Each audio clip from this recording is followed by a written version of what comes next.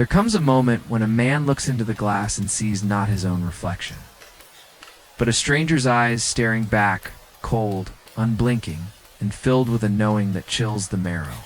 Now Jonathan Harrow knows this terror well. Walls of Ashbrook House, where shadows cling like cobwebs and time unravels like frayed thread.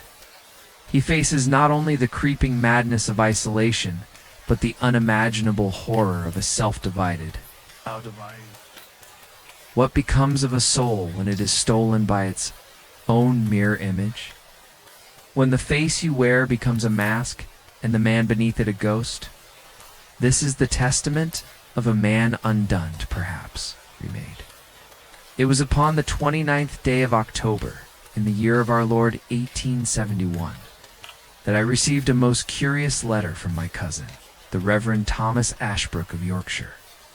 The post arrived in the early afternoon, as the mists hung low over Chelsea, and the gas lamps flickered in protest against the encroaching dusk.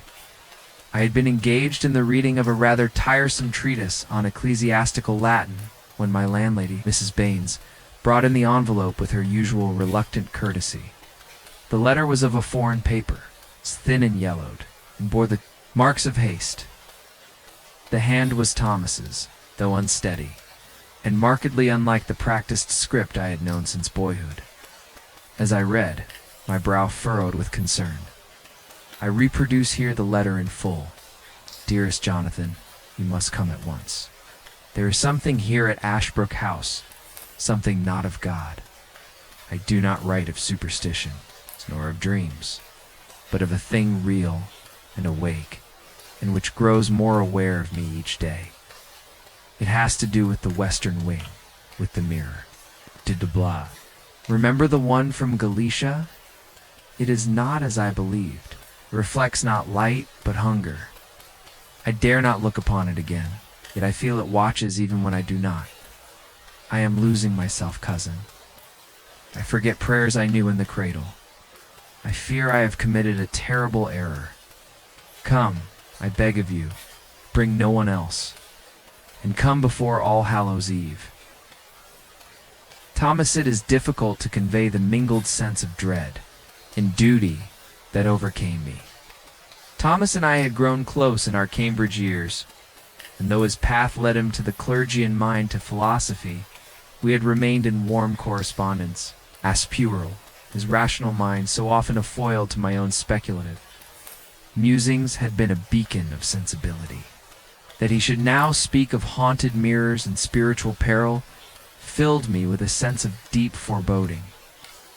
I departed that very evening, boarding the midnight train for Yorkshire under a sky grown purple with storm. My fellow passengers few, in numbered, awed in silence, or muttered prayers in their sleep.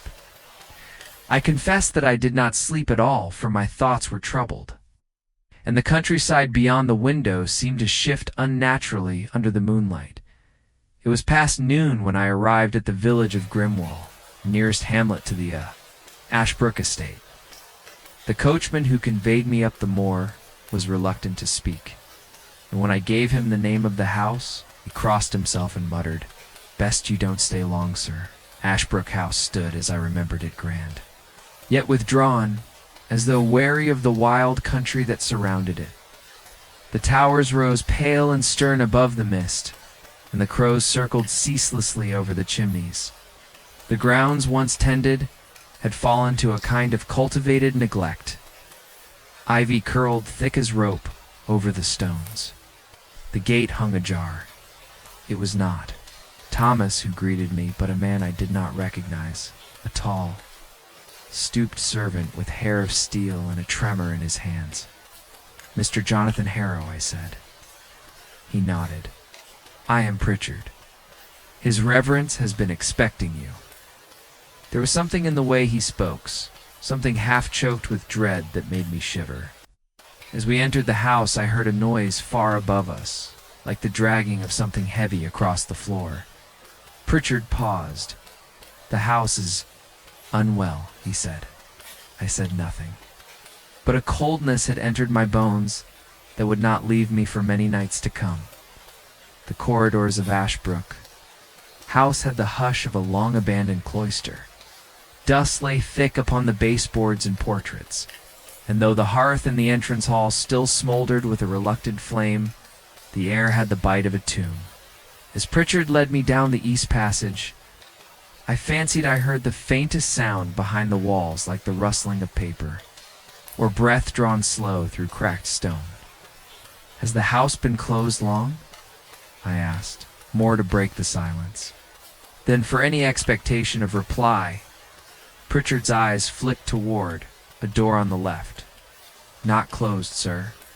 Just less walked." I noted then that his hands bore fresh scratches, long, thin abrasions that seemed not the work of thorns nor tools. He caught my glance and quickly tucked them behind his back. We paused before the door to the study, once a place of cheerful argument and theological debate, remembered many a Christmas by that fire, warmed by port and Thomas's laughter. Now, the door loomed like a mausoleum entrance. "He sees few people now," Pritchard murmured. "Be gentle, if you can." He opened the door with a soft creak, and I stepped into a room that had grown foreign. It was dark, shutters closed despite the hour, and the scent of dust, oil, and something subtler, yet more foul, pervaded the air. Thomas sat in the hub-backed chair by the fire, a blanket draped over his knees, and a worn book of common prayer lying open but unread in his lap. "Jonathan," he said, his voice thin as parchment, "you have come." I approached, trying to hide my alarm at his appearance. The man before me bore only the faintest resemblance to the robust cleric I had known. His cheeks were sunken, his skin pallid, and his hair, once thick and black, had begun to gray in unnatural streaks. His eyes, though still keen, held the haunted sheen of a man who has glimpsed something no mind should hold. "I came as soon as I received your letter," I said, taking the chair opposite him. "You speak of a mirror, of something watching you." He laughed softly. But that is only part of it now." He reached to a small writing desk beside his chair and withdrew a bundle of pages tightly bound with twine. The topmost sheet bore smudged, frantic handwriting and several ink blots where the pen had stalled or trembled. "These are my observations," he said. "What I have recorded since the day I brought that accursed relic into this house. Them, but not here. Not in the same room with it." I asked. He nodded once. "Where is it kept?" "In the western wing, sealed now, as best as it can be. But walls are not enough, Jonathan, not against what it contains. I have felt it moving, even from afar, at dreams." His voice cracked on. "The last word. You are not well," I said gently, placing a hand on his arm. "We must take you from this place, to London, to St. Anne's. Let a physician know. Physician can restore what has been unraveled," he said with a strange smile. "The unraveling is not of the body, but the self." He turned his head slowly toward the shuttered window. I saw it first during a storm. The mirror showed me not my own likeness, but a figure behind me, impossibly tall, though crouched. Its hands were mine, but backward. Its face. It wore my own as a mask, but ill-fitting, like flesh stretched upon the wrong frame. His fingers clutched the blanket tighter. It moved when I did not. It began to speak in my voice, before I opened my mouth. Then came the dreams. He looked back to me then, and I saw tears rim his eyes, though they did not fall. "It is taking me, Jonathan, piece by piece. And the worst part is, there are days I cannot remember what I used to be. I hear it thinking inside my head." A long silence followed. The fire popped once, sending a small flurry of ash into the hearth. I took the bundle of pages and stood. "Rest now," I said. "I will read this tonight. Tomorrow we shall speak of next steps." Thomas nodded absently, already lost in some far-off reverie. I left the room, the manuscript pressed tight to my chest. That night, after a supper barely touched and Pritchard's wary blessing, I retired to the small chamber I had always used as a guest. It was modest, but warm, with a view over the northern moor. The wind rose steadily outside, carrying with it a moaning like the sea heard through a coffin lid. I placed the packet on the writing table and untied the twine. The pages were disorderly, some barely legible, others filled with tightly packed script in Latin, Greek, and what I suspected was an older Iberian dialect. Dates were scrawled in the margins. The earliest page bore the date April 2nd, 1865, the day. Thomas had returned from his missionary trip to Galicia.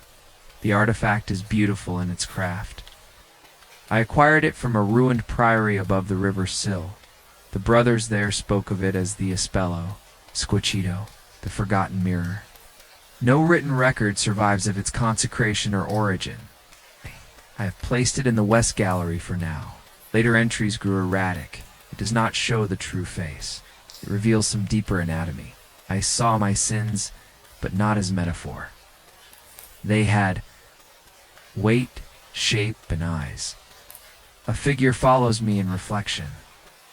I have barred the room, still I see it. Last night it whispered the name my mother called me as a child.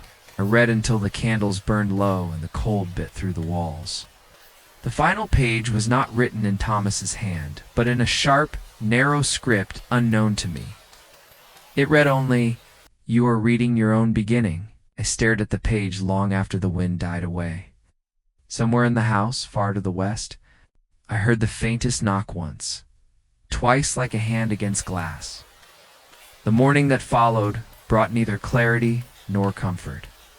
I rose late, having drifted into a shallow, dreamless sleep punctuated by a constant pressure behind my eyes, as if something vast and unseen had stared at me all night. The fire had gone out, and my breath plumed in the air. Ashbrook House did not warm with the sun, it brooded. The chill lingered in its walls like a fever not yet broken. I found Pritchard already awake and tending the hearth in the drawing room. His eyes flicked to the bundle of papers I held beneath my arm. "You've read it," he said, not a question. Nodded. "Enough to know something here is terribly wrong." He wiped his hands on a threadbare cloth and spoke quietly. "Reverend Ashbrook has not left the house in months. I bring him food, but he eats little. Prays, though not to any. God I recognize." His words changed weeks ago. "I know Latin, sir, but this ... is older." I felt the weight of Thomas's writings pressing at my ribs like a second spine. "Pritchard, why do you stay?" He looked at me with sunken eyes. "'Cause I believe in penance." I did not press him further. After breaking my fast with a few scraps of dry bread, I resolved to examine the western wing, despite Thomas's warnings. He had sealed it, yes, but with what? Faith, wood. I could not let shadows and superstition keep me from discovering the truth. There was no house so haunted, I reasoned, as one left to silence. The passage leading westward was barred by a heavy oak door, banded with iron. A thick chain had been looped through the handles, held with a rusting padlock. Pritchard had not lied. This was no symbolic gesture. Someone had gone to great effort to keep that wing closed. It took me over an hour to locate the key. Buried at the back of Thomas's desk drawer, wrapped in a handkerchief soaked faintly in rose water, as though to mask some deeper stain, the key turned with protest. The door opened with the slow breath of long stale air exhaled from a throat long sealed. Beyond lay a hall I scarcely recognized. Dust lay ankle deep, wallpaper peeled like old flesh. The mirrors, several small ones that once hung between the sconces, had been torn down or covered with sheets. Only one, at the far end, remained uncovered. It was not the mirror. This one was small and cracked. It was forgotten behind a fallen tapestry. But even in its broken reflection, I caught the sense of something moving just beyond view. I turned quickly, and of course, found nothing. I moved from room to room. Everything bore the marks of abandonment: chairs upturned, books mildewed, walls scorched faintly with candle smoke, and something else. The faint outline of handprints, child-sized, scorched into the plaster like shadows burned into stone. I reached the final door. It was different from the others, newer, but scratched. Not with claws, but with writing. I leaned in. There were names, dozens, etched shallowly in a frantic hand. Names I did not know, save one: Thomas Ashbrook, carved deepest of all. I opened the door. There, the center of the gallery, stood the mirror. It was larger than I recalled from my youth.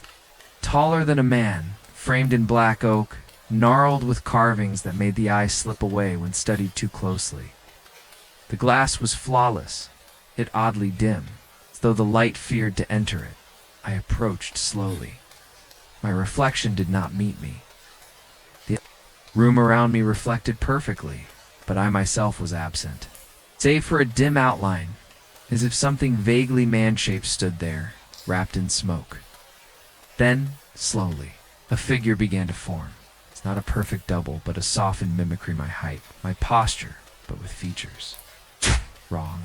The skin too smooth, the eyes too pale. And worst of all, it smiled before I did. I stepped back, it stepped forward. My heart raced.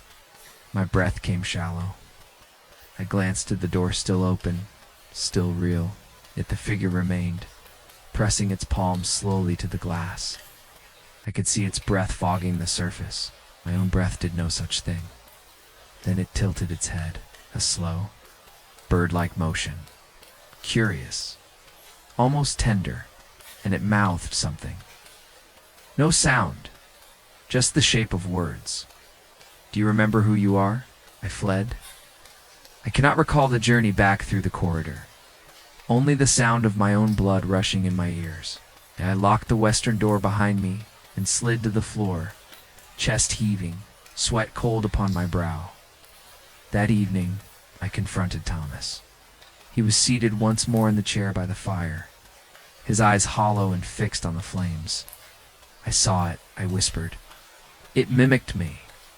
Thomas nodded barely. "That's how it begins." "What is it?" I asked. He spoke slowly, as though each word wounded him. "They believed it a relic of divine origin. But it is no instrument of God.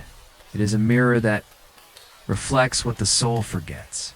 Every sin, every lie, every version of the self we abandoned.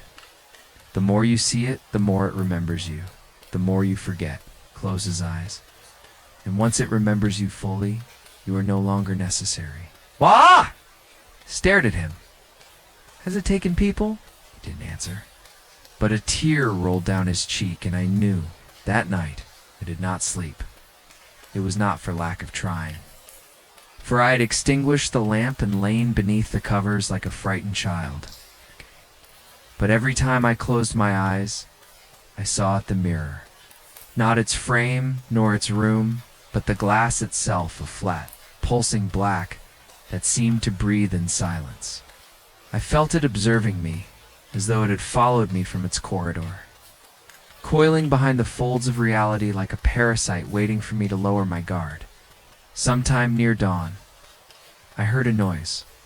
Soft at first, gentle knocking like a polite guest upon a distant door. But it grew rhythmically, until I realized it was not coming from outside my room. It was from within. I rose, my legs leaden, and turned to the mirror above the wash basin. The knock came again from the glass. I stepped closer in the faint light of the dying fire. My reflection stood oddly delayed, its motion sluggish as though the glass were filled with molasses. When I tilted my head, the image followed too slowly. When I blinked, it did not.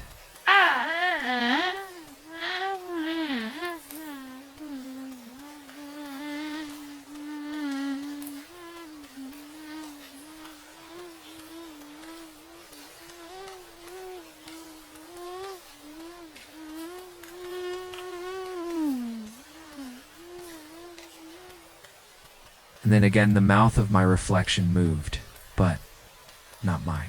Let it in. I stepped back so quickly, I struck my hip against the bed frame and fell.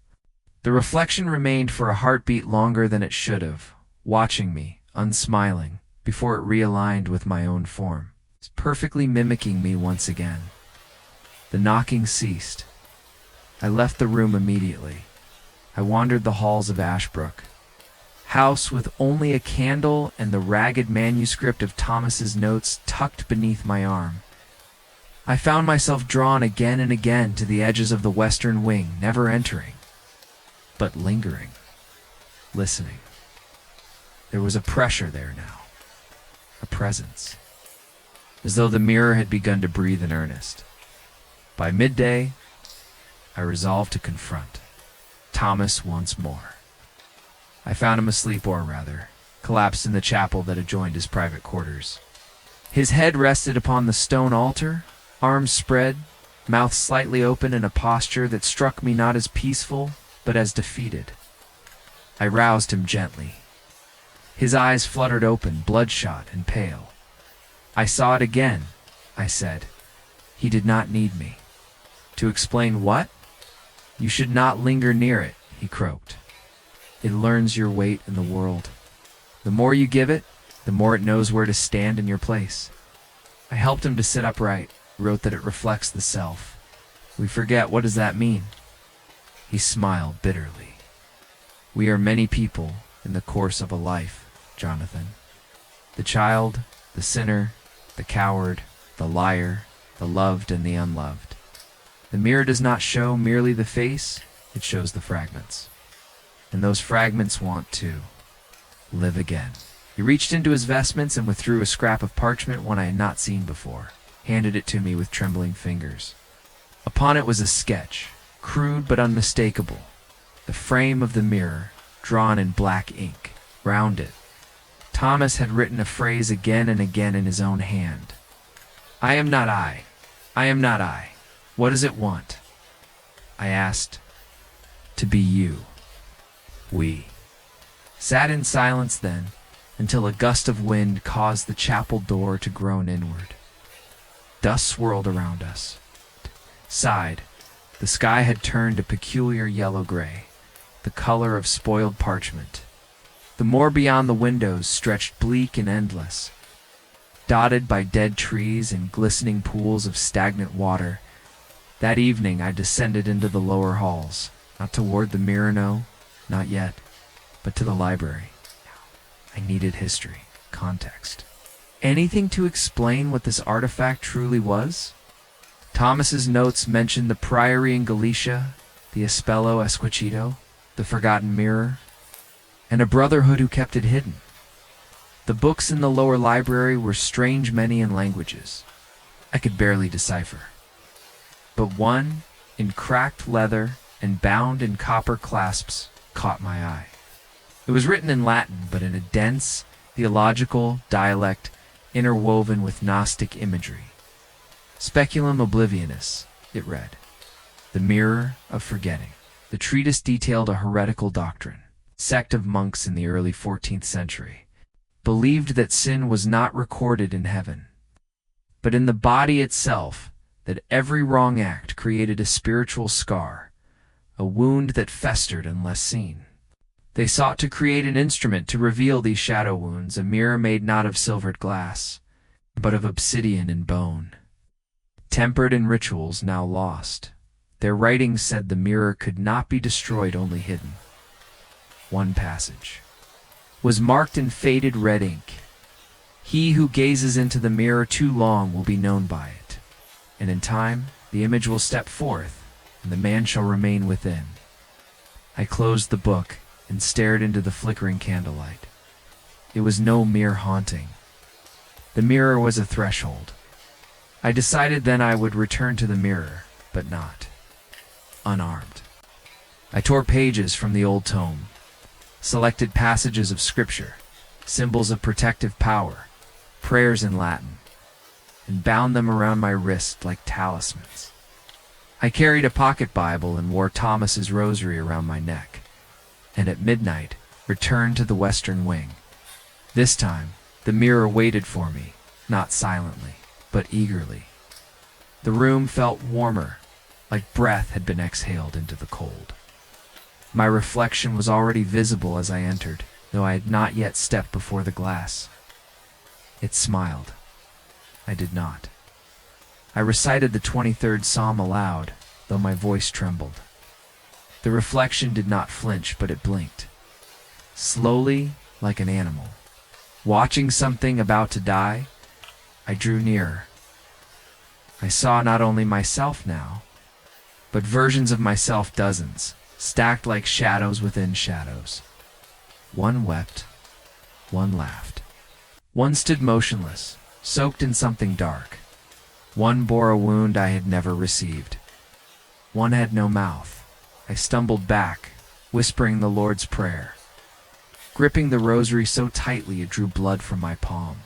The mirror pulsed. I felt it in my chest, and then for the first time it spoke. Not aloud, but within. You left me behind, again. And this time I swear I heard footsteps following me. Long after mine had ceased, I awoke the next morning to the sound of footsteps above me. This in itself would not have been cause for alarm in a normal household.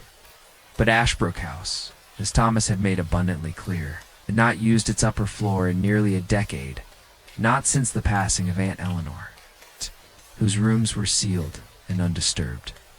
The attic, a sprawling collection of disused chambers and forgotten heirlooms, had remained closed since my boyhood, and yet the steps were real, measured. Heavy at first, I thought them a dream, the remnants of a restless night. But when I rose and stepped into the corridor, I heard them again, directly above me, pacing slowly from one end of the attic to the other. They did not hurry, they did not drag, they walked with deliberate weight, as if someone were thinking. With their feet, I dressed quickly and went in search of Pritchard. I found him in the scullery, bent over a copper pot, polishing with a rag that moved but did not clean. He did not look up when I entered. "There's someone in the attic," I said. "I know." The words struck me like cold water. "You knew? I've heard them for weeks," he said, still polishing. "First only in the early hours, just after 3, then dusk, now morning too. Why haven't you investigated?" He looked at me finally. "Would you open a grave just because you hear scratching from within?" Said nothing. He straightened with a sigh. "It is not a person, Mr. Harrow, or at least not anymore." Afternoon, I prepared to ascend. I armed myself with the same talismans I had used the night before a crucifix. Scripture verses, pages from the Speculum Oblivionis. I brought a lamp and a crowbar. For the attic door had not been opened in years, and I feared the latch would be rusted shut. But to my surprise, it opened with ease. The stairs beyond were steep and narrow, sheathed in cobwebs and dust that disturbed. Only as I passed, it smelled of age and soot, and something else faintly sweet, like decaying fruit or a long-dried wound at the top. I found the attic chambers stretched into a labyrinth of antique trunks, forgotten portraits, broken furniture, and draped shapes like mourners in shrouds. My lamp cast long shadows between them. The sound of my own breathing filled the space like a second presence. I called out Dash once, no answer. I moved slowly, parting drapes and shifting aside wooden crates. I found nothing at first, only silence. But then I came upon a small door, half concealed. Behind a tapestry of St. Michael, defeating the serpent, the door was slightly ajar. The wood around the knob was splintered as though clawed from within. Inside was a room I did not recall from my childhood. Bare, save for a single chair facing the wall and a long pane of cracked glass leaning against. The far corner, not the mirror, but a shard of something older, something broken. I stepped closer and saw that the chair was occupied. The figure was slight, dressed in tattered robes, once black, but now faded to a dusty gray. Its hands rested. Upon its lap, its head was bowed. Its breathing shallow, but real, filled the room with an almost ceremonial rhythm. "Thomas," I whispered, though I knew it was not. The head lifted. It was a face I knew, my own, but wrong. Its features were paler than mine, drained of color, as though it had been printed on paper and left in the sun. Its eyes were milk-white, like polished stones. Its mouth hung slightly open, twitching in a grimace that was not pain nor confusion, but expectation. It tried to stand. I stumbled backward, knocking over a lampstand. My own lamp swung wildly, casting spasms of shadow across the room. Asterisk the figure rose fully, its head tilted with that same avian curiosity I had seen in the mirror. It took one step forward. "Who are you?" I demanded. Its mouth moved. No sound. Then again, slower. "I am left." I ran. I do not remember the descent, only that I burst into the lower corridor drenched in sweat, heart hammering like a prisoner in a coffin. Pritchard met me there, calm as always, and helped me to the study.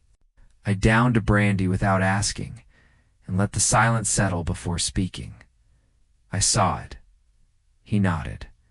"It's taken form," I said. "It wears me like a skin." It knew I was coming. It waited. Pritchard poured himself a measure and remained. "Standing, there are theories," he said, "old ones, that such a thing is not a ghost, but a vessel. It forms itself from what it learns. If the mirror is the mouth, then that what you saw's the tongue." He drained the glass and set it down. "But it isn't complete. Not yet. Not yet," I said. "You're still here."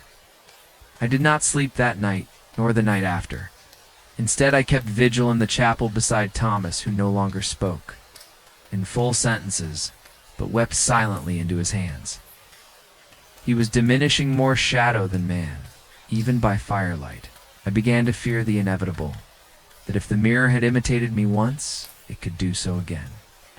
In time, it would speak more clearly, walk more truly, live more fully than I ever had. And then perhaps I would be the reflection. On the eve of All Hallows, a storm rolled over the moors, darkening the sky to the color of old bruises. The wind howled like mourning dogs. The house creaked and groaned with every gust, the very walls seeming to shift in protest. Lit candles in every room I entered, as though flame might resist whatever shadow pressed in from beyond. That night, Thomas asked me to write for him. I found him seated by the chapel window, watching. The rain crawled down the glass in slow, crooked trails. He looked smaller now, like a man half folded into himself. He had not eaten in days, and his voice was so soft I had to lean close to catch each word. "I must leave something behind," he whispered. "A record. Before I forget the rest." Gestured weakly toward the writing desk, and I obeyed. Brought paper, ink, and a candle, and sat before him like a student awaiting dictation. "I'll speak," he said. "You write." I dipped the quill. He began slowly. I brought it back from Galicia in 1865. I thought it beautiful, powerful, a relic of spiritual depth, obscured by the foolish superstition of the monks who locked it away. I was arrogant. I thought I could tame it with theology. He paused to cough a wet, rattling sound. The mirror was never dormant. It was only waiting, not for anyone but for me. I don't know why. Perhaps because I saw it not as a warning, but as an invitation. Another pause. The rain lashed harder against the chapel. At first it showed dreams, then sins, then possibilities. It knew how to seduce. It didn't offer gold or glory. It offered forgiveness. It showed me who I could have been, Had I made different choices, had I not doubted? Had I been stronger, braver, more loved? I felt the weight of his words in my chest. He continued, more quickly now, as though racing something unseen. It started to take things. At first, small. A memory, a hymn, a name. I would look in the mirror and forget what I saw there. Or worse, I would remember something that never happened, as if it had. The mirror gave as it took. You see, it replaced what it devoured.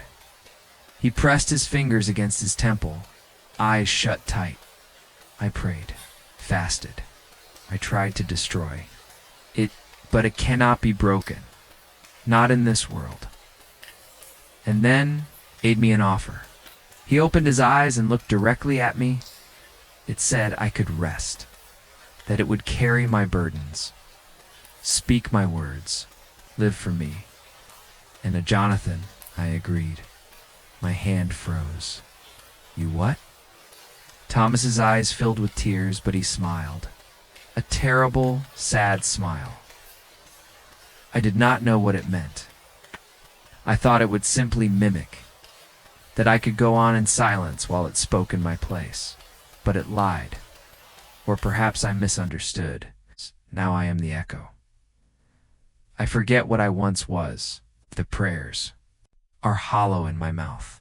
I cannot feel the warmth of the sun, nor remember my mother's face, but the mirror remembers. I dropped the pen. You made a pact, I said, more harshly than I intended. He closed his eyes. I gave it the shape of my soul. And now it is more Thomas than I am. Outside, thunder broke. The whole house seemed to lurch with the sound. The candle guttered. We sat in silence for several minutes. I stared at my cousin, my dear, foolish, broken cousin, and felt a grief I could not express. Not only for what he had lost, but for what he had unleashed. There's more, he said at last, his voice like dry leaves. A final truth, something I buried. He raised a shaking hand toward the altar. Beneath it, I discovered a wooden box bound in iron clasps and locked with a key he wore around his neck. Inside were several letters, a worn crucifix, and a single folded paper bearing the seal of the Brotherhood of Santa Sombra, the monks who had once kept the mirror hidden. I unfolded the letter. It was a warning. The mirror does not reflect the soul alone. It splits it. That which gazes too long will find himself doubled. One self remains weak, haunted, hollow. The other walks out. And it does not walk alone. It brings what it sees. Close it. Seal it. Never speak its name aloud. To do so is to summon its gaze. At the bottom was a symbol one I had seen before. In the mirror's frame, a twisted knot of serpents biting their own tails, surrounding an empty circle. I looked to Thomas. He was weeping silently. You've known all this, I said, and yet you kept it. He nodded. I thought I could bear the cost, but it was never only mine to pay. A loud crack split the air. Somewhere within the house, window had shattered, and then from the western wing, I heard a voice, my voice calling my name. I cannot say when the dislocations began in earnest. There had been moments strange, fleeting things when I misplaced a candle, forgot the hour, or found my coat move from hook to chair with no recollection of having touched it. At first, I attributed these to weariness, to the mental strain of being in a house where time itself seemed to soften like wax. But such small lapses soon gave way to deeper fractures. One morning, found blood on my cuff. Not much, just a smear on the left sleeve of my dressing gown, but enough to make me recoil.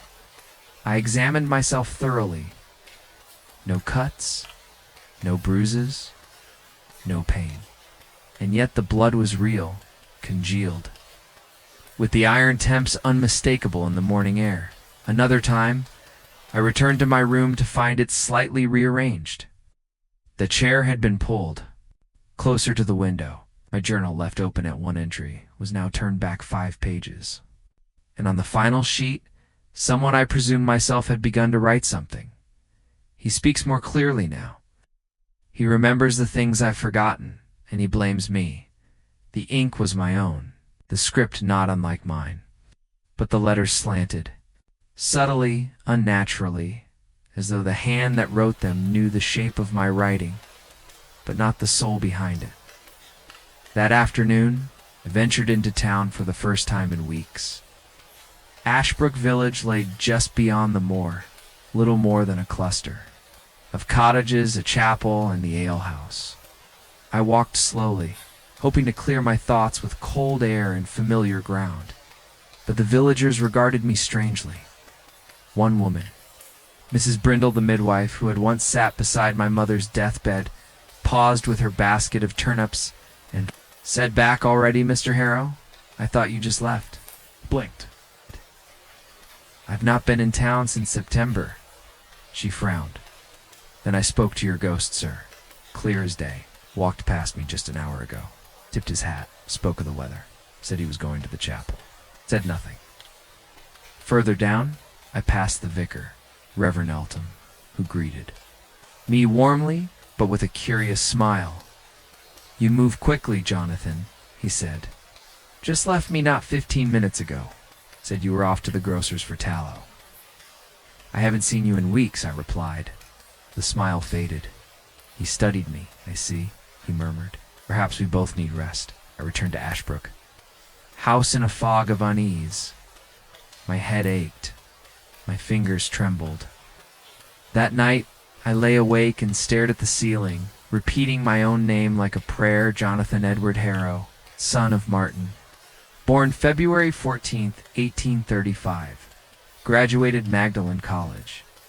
But even these facts began to feel hollow, like lines spoken by someone else, memorized, not lived. The worst came 2 nights later. I was awakened not by dreams, but by laughter my own. Echoing through the eastern hall, I rose and followed the sound, candle in hand, crept through the corridor and turned the corner where the light fell upon the parlor door open just a crack. I peered through. There, seated comfortably by the hearth, was myself. He was reading aloud, my voice with the same cadence, the same minor catch in the throat. But it was too confident, too smooth. He turned a page and laughed again, noise I had not heard from my own mouth in weeks. I nearly dropped the candle. His head turned slowly, deliberately, and our eyes met. He did not flinch. He smiled. I fled. Again, as I had fled from the mirror, as I had fled from the attic, but now it followed. Every time I passed a looking-glass, I wondered if he would be there. In the corner of my eye, I glimpsed him brushing my hair, adjusting my collar, sitting quietly with Thomas, offering comfort with my face. He moved through the house like a shadow that had outgrown its man. I confronted Thomas the next morning, demanding answers, demanding action. But Thomas was near speechless, his mind unraveled by guilt and dread. He muttered nonsense phrases and clawed at his skin.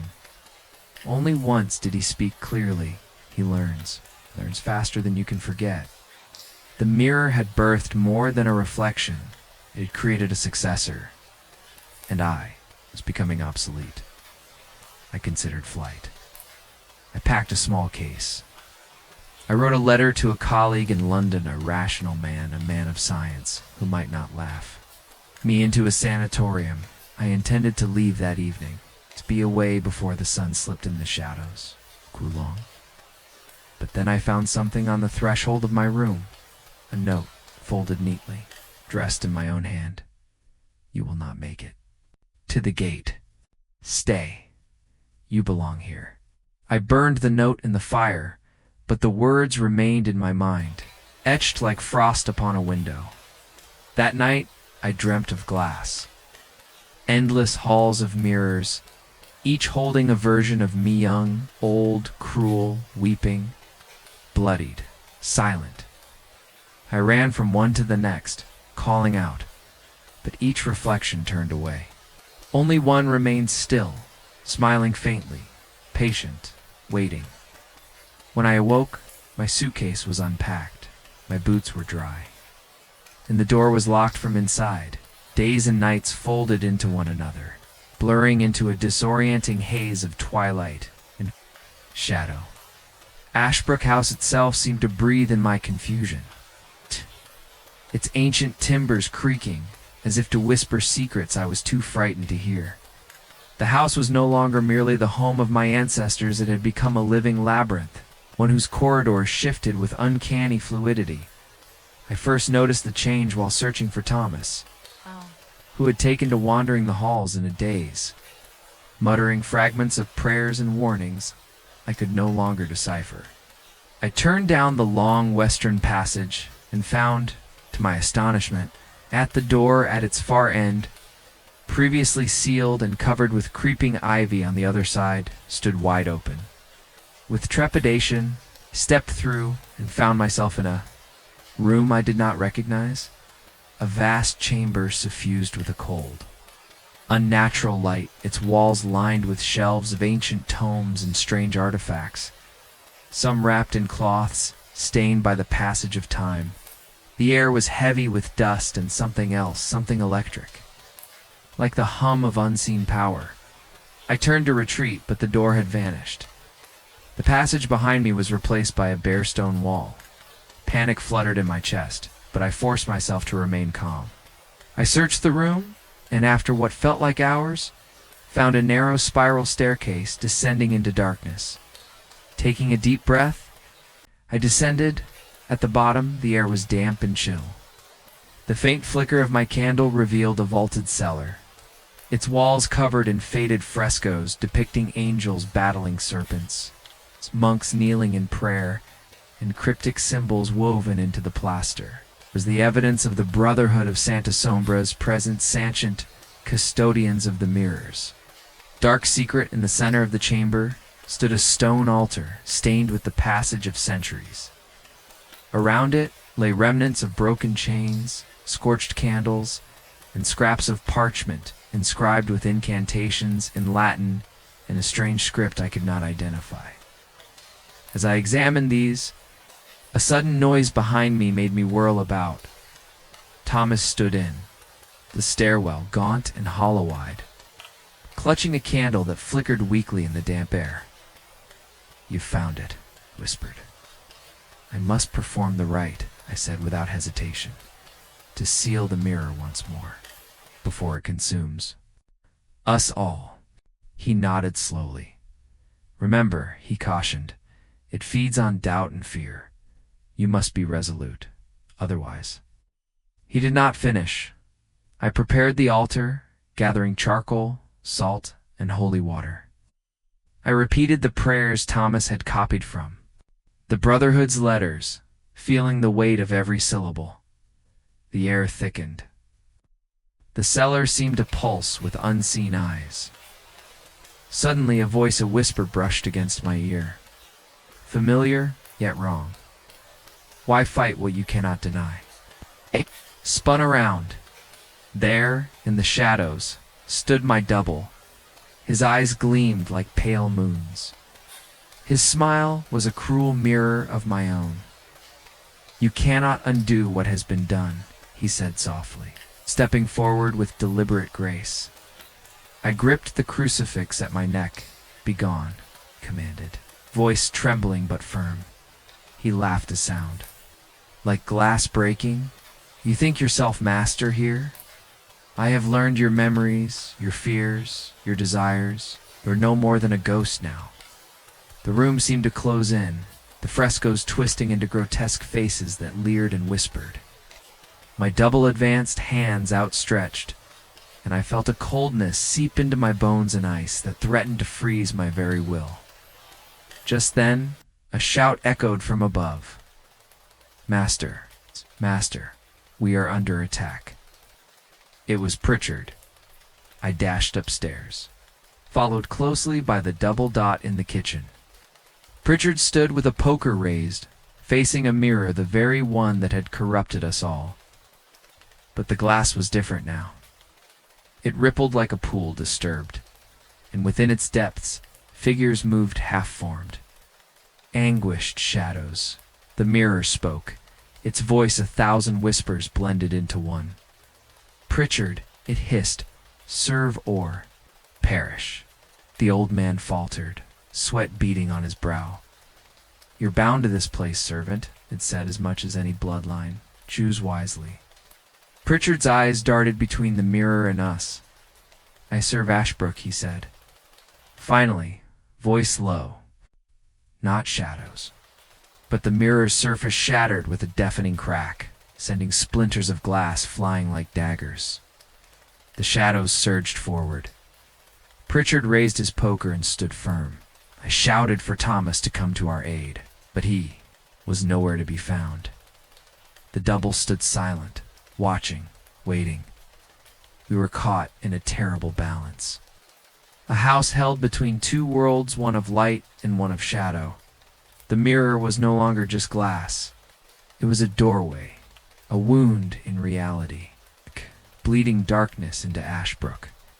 House. And the double my very likeness was its herald.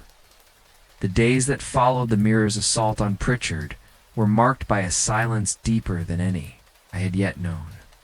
The air in Ashbrook House was thick with despair, as if the very walls mourned the corruption within. Thomas had vanished, leaving only scattered scraps of prayers and half-remembered warnings in his wake. I was left to face the shadow alone. But the shadow was no mere ghost, it was flesh and blood. And worse, it was me. I learned quickly that the double was more than a reflection. It had absorbed not only my face and voice, but also the sinews of my mind, my memories, my fears, and most perilously, my will. It anticipated my thoughts, answered questions before I asked them, and moved with an uncanny certainty that chilled my bones. Each morning I awoke to find the house rearranged, the halls twisted in ways that made navigation a torment.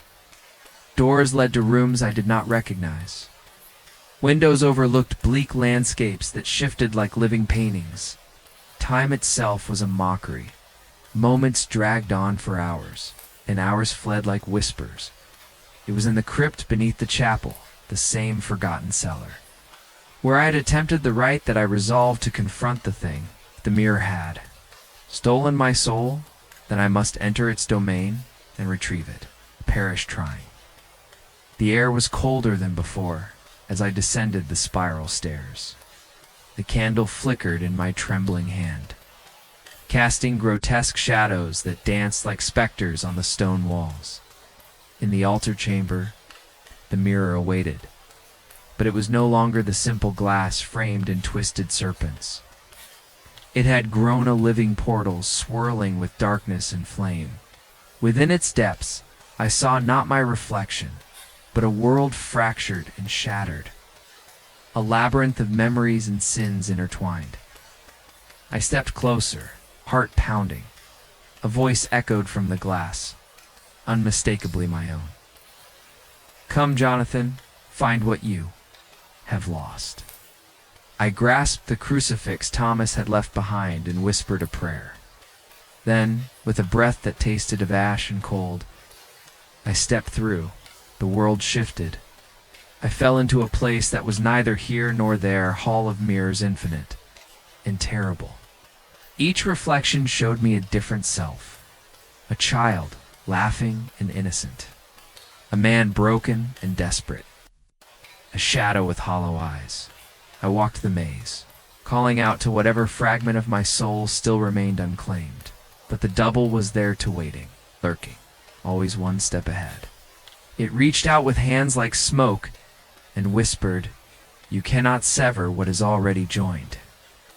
I stumbled into a room where the walls were lined with portraits of Ashbrook ancestors, each painted with exquisite care, but all with faces scratched out, as if someone sought to erase their memory. At the center stood my double, holding a shard of the mirror. "Look closely, Jonathan," it said. "This is what you are: broken, scattered, and replaceable." I raised the crucifix, but my hand trembled. "Why?" I demanded. "Why do you torment me?" The double smiled, a smile both cruel and mournful. "Because I am you, the part you rejected, the self you buried beneath duty and doubt.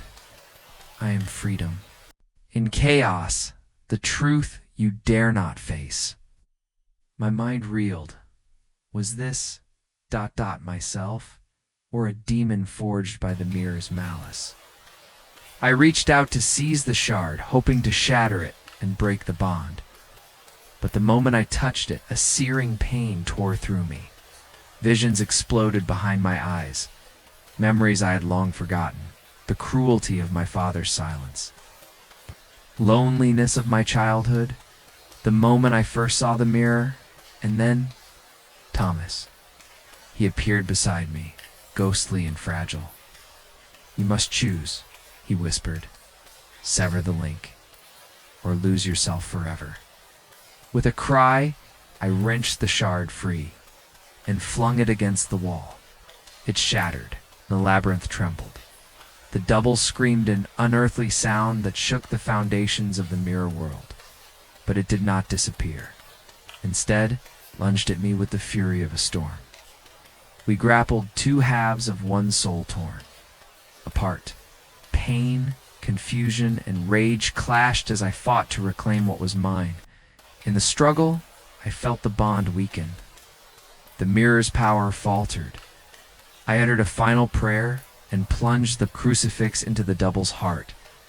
The thing dissolved into shadow, dissipating like mist in the morning sun. Breathless, I found myself alone in the crypt, the mirror now dull and lifeless. Outside, dawn broke over Ashbrook House, the first true light in many months. But victory was bitter. I was not whole. Part of me remained lost in that glass labyrinth, a fragment forever severed. I emerged to find Pritchard waiting, eyes weary but loyal. "We have little time," he said. "The house is still poisoned. The mirror's curse will return if we do not seal it properly." Together, we prepared the altar. Salt, fire, and prayers wove a circle of protection. I spoke the final incantation, sealing the mirror's remnants beneath stone and earth. As the seal took hold, I felt the house exhale, its tortured spirit eased. Pritchard clasped my shoulder. "Your courage saved us all, Master." I nodded, but the weight of loss pressed heavy, for in the depths of that shattered glass, a piece of me remained waiting. In Ashbrook House, with its two shadows, was never truly free. The morning that followed the sealing of the mirror was shrouded in a solemn quiet unlike any I had known since arriving at Ashbrook House. The air itself seemed cleansed, though a lingering chill clung stubbornly to the stones and timber. The house, my home and my prison, had released a breath it had held for centuries. Yet in the depths of my soul, I knew that the battle was not ended, only deferred. The days passed slowly. Pritchard, faithful and steadfast, tended to the grounds, and the house with renewed vigor, though his eyes bore the weary knowledge of one who has glimpsed something not meant for mortal minds. Thomas did not return, whether lost to madness, death, or something worse. I could not say. I resumed my journals, determined to record all that had transpired: the mirror's curse, the double, the sealing ritual. I wrote with fevered hand, desperate to preserve the truth, should I falter or vanish. The words came unbidden, as if penned by a force beyond my will. This house is a testament not merely of stone and blood, but of the fractured self. We are but mirrors, reflecting truths and lies in equal measure. One evening, as twilight bled into night, I sat before the hearth and examined the final pages. My hands trembled, and a shadow passed over the room. From the corner of my eye, I glimpsed movement. There, standing silently, was my double. But this time, it was different. There was no malice in its gaze, no cruel smile, only a profound sadness, as if it bore the weight of every secret I had tried to bury. Jonathan. It spoke softly, voice like a fading echo. We are two halves of one soul, bound by fear and memory. I felt a strange peace descend. Is there no escape? I asked. Only acceptance, it replied. The mirror's curse was not a force to be destroyed, but a truth to be embraced. In that moment, the double reached out not to harm, but to join. And I found myself nodding. A reluctant accord formed between shadow and light. Days later, Pritchard found me in the chapel, pen in hand, eyes distant. "Master," he said cautiously, "are you well?" I looked up and smiled faintly. "Better than before, I think. The house no longer feels so cold." I handed him the final pages. "Of my journal? Read this," I said. "It is our testament. Let it be a warning, a guide, and a memory." He took it, bowing his head in respect. As he left, I stood by the window and gazed out at the moor, where the wind whispered secrets among the heather. The sun dipped low, casting long shadows that danced like old ghosts. Ashbrook House remained, steadfast and silent, a monument to all that was lost and found within its walls. And somewhere, deep inside, I felt the fragile thread of my soul knit anew, woven from light and shadow alike. The mirror had claimed a part of me, yes, but it had also taught me the terrible grace of knowing oneself, fractured and whole. I turned from the window and closed the journal. The house awaited, and I was ready. The shadows of Ashbrook House linger still, their whispers never quite, fading into silence. Jonathan Harrow's tale is one of fractured identity and haunted souls, an echo of the darkness that dwells within us all. Now, dear reader, the question remains, what would you do if faced with your own double, a reflection? Not of flesh and bone, but of fear and memory? Would you run or stand and confront the shadow that knows you best? Step forward and share your thoughts, your fears, your own stories of reflection and dread. For in facing our shadows, we begin to understand ourselves. Dare you enter Ashbrook House again? The mirrors await. Asterisk.